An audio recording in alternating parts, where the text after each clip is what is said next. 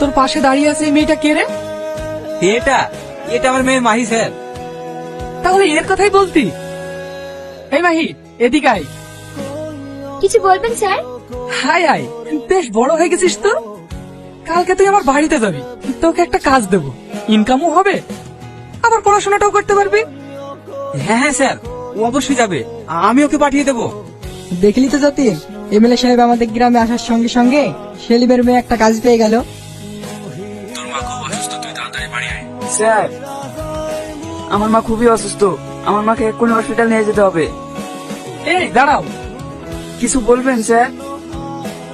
এই টাকাটা রাখো, তোমার মা চিকিৎসা করতে কাজে লাগবে। আরে মাহি, হাই হাই হাই, তোর জন্যই তো বসে আছি। স্যার, আমাকে এখন কি করতে হবে? তেমন কিছু নয়, আমার পাশে বসে আমায় একটু সেবা করবি। এ আপনি কি বলছেন স্যার?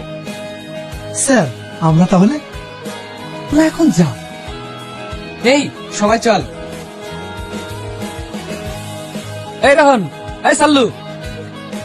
হ্যাঁ বলেন দাদা, কি বলছেন? তেমন কিছু না, মেয়েটা মারা গিয়েছে,